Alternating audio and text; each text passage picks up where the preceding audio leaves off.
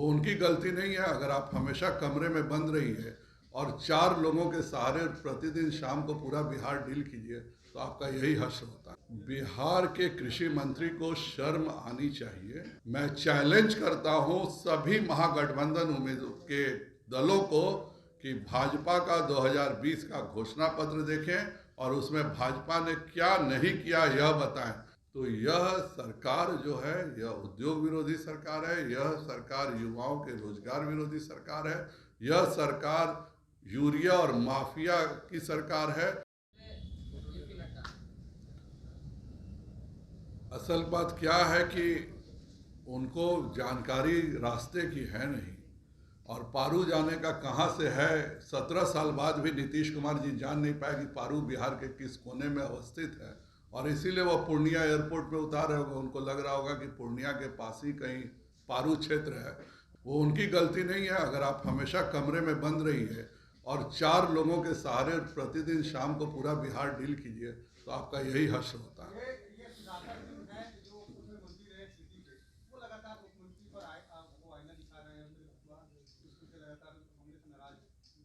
बिहार के कृषि मंत्री को शर्म आनी चाहिए। मैं प्रतिदिन डाटा जारी कर रहा हूँ। पिछले 1 महीने में एक दिन भी ऐसा नहीं हुआ है कि बिहार के पास 80,000 टन से कम यूरिया हो, 70,000 टन से कम डीएपी हो और उसके बाद भी बिहार के प्रत्येक जिले में जब किसानों के लाइन की दुखदायी खबर मिल रही है, यह बता रहा है कि मुख्यमंत्री जी ने जानबूझ करके एक ऐसे कृषि मंत्री को बनाया जिसके साथ पूरा कृषि मंत्रालय समाप्त हो सके और किसान हर जिले में आज जो हाहाकार कर रहा है। मैंने आज भी डाटा जारी किया है। आज के दिन भी 70,000 टन यूरिया बिहार को उपलब्ध है, 1 लाख टन यूरिया डीएपी को उपलब्ध है। उसके बाद भी हर जिले में, हर शहर में आपको यह पता चल रहा है कि लाइन नहीं लग रही है, टूट रही है, किसानों को यूरिया नहीं मिल रहा है। तो माननीय नीतीश कुमार जी का जो कृषि का मैनेजमेंट है इससे असफल। आखिर अगस्त से पहले तो बिल्कुल स्थिति ठीक थी। पिछले वर्ष जरूर हम लोग को इजिप्ट से दिक्कत हुआ था कि मिस्र से यूरिया नहीं आ सका। आज जब माननीय नरेंद्र मोदी जी के नेतृत्व में हमारा बरौनी का कारखाना चालू हो गया है, गोरखपुर का कारखाना चालू हो गया है, पूरे देश में कहीं यूरिया की कमी नहीं है, तो बिहार में एक कृत्रिम यूरिया की कमी बना करके जो व्यवसायी हैं और जो कृषि के पदाधिकारी हैं, दोनों मिलकर बिहार के किसानों को लूटने का काम कर रहे हैं। घोषणा पत्र भाजपा ने जारी किया था। मैं चैलेंज करता हूं सभी महागठबंधन उम्मीदवार के दलों को कि भाजपा का 2020 का घोषणा पत्र देखें और उसमें भाजपा ने क्या नहीं किया यह बताएं। जबकि महागठबंधन का घोषणा पत्र पूरे तौर पर झूठ का पुलिंदा था। आज भी मैं इंतजार कर रहा हूं कि दीपांकर भट्टाचार्य कब बिहार के सभी रसोइयों को, सभी आंगनबाड़ी सेविकाओं को, सभी सहायिकाओं को कब वह परमानेंट नौकरी देने जा रहे हैं जिसकी घोषणा माले हमेशा करता था। कब कांग्रेस सभी किसानों का कर्ज माफ करने जा रही है जिसकी घोषणा कांग्रेस ने अपने चुनावी घोषणा पत्र में किया था। कब जो भी हमारे युवा हैं उनको 10 लाख नौकरियां मिलने जा रही हैं। 4 महीने में जितनी नौकरियां बांटी गई हैं सब भाजपा के समय की नौकरियां हैं। उनके द्वारा नौकरी के इंतजार आज भी सीटीईटी और बीटीईटी के कार्यक्रम के बच्चे कर रहे हैं। मैं तो कहा कि आप उनको नौकरी दीजिए, मैं खुद धन्यवाद दूंगा। अभी नीतीश कुमार जी अपनी यात्रा की शुरुआत चंपारण से कर रहे हैं। इसी चंपारण की भूमि पर 2005 में उन्होंने घोषणा किया था कि बगहा को जिला बनाएंगे। वह आज तक मेरा जिला इंतजार कर रहा है।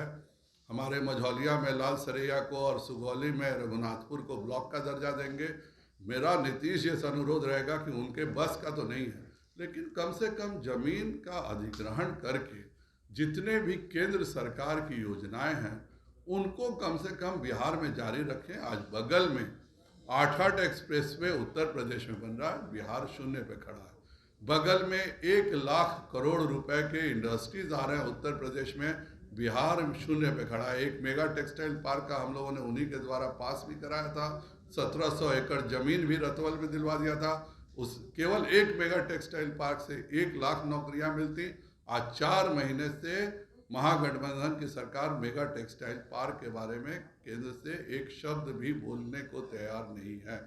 तो यह सरकार जो है, यह उद्योग विरोधी सरकार है, यह सरकार युवाओं के रोजगार विरोधी सरकार है, यह सरकार यूरिया और माफिया की सरकार है, यह सरकार जितने भी आपराधिक तत्व हैं उनकी सरकार है। और यह तो आईपीएस का भी जो ट्रांसफर हम लोगों ने देखा है, मुझे लगता है कि बिहार के, मुझे तो भट्टी साहब से ये उम्मीद थी कि कम से कम वह ईमानदार अफसरों को आगे बढ़ाएंगे, लेकिन जो नई ट्रांसफ़र की लिस्ट बनी है वह साफ बता रहा है कि अब जो ईमानदारी से अपराधियों को पकड़ेगा वह उसका तबादला हो जाएगा और बेईमान ही लोग अब बिहार में राज करेंगे। धन्यवाद। ये जो पटना में जो शॉपिंग मॉल का जिसका आज ईडी में रेड हुआ है, इसके बारे में तेजस्वी जी को बताना चाहिए कि उसको क्यों नहीं जिक्र किया है। तेजस्वी जी ने बहुत सारी छद्म कंपनियां बनाई हैं। उन छद्म कंपनियों के द्वारा उन्होंने अपने गाय दूहने वाले से लेकर के चाणक्य होटल तक के मालिक से जमीनों को जो गिफ्ट किया है उनका जिक्र क्यों नहीं करते हैं। तेजस्वी जी को एक लिस्ट बनानी चाहिए कि किस किस कंपनी में उनके किस किस चतुर्थ वर्गीय रेलवे के कर्मचारी ने उनको ज़मीन दिया है, किस किस बड़े उद्योगपतियों ने उनको ज़मीन दिया है, प्रेम गुप्ता जी ने उनको कौन कौन सा फार्म हाउस गिफ्ट किया है। ये जो उनके पास अकूत ज़मीन विभिन्न गिफ्ट के माध्यम से मिली हो, चाहे वह उनके घर में गोपालगंज का गाय दूहने वाला आदमी हो और चाहे प्रेम गुप्ता जैसे बड़े व्यवसायी हों, इन सब ज़मीनों का ब्यौरा, चाहे वो जिस कंपनी में ये सब ज़मीनें हों, उनका भी ब्यौरा देना चाहिए, जिससे बिहार को जान सके, पूरा बिहार यह जान सके कि जैसे कर्ण सबसे बड़े इस दुनिया के दानकर्ता माने जाते हैं, वैसे तेजस्वी यादव दुनिया के सबसे बड़े दान देने वाले हैं।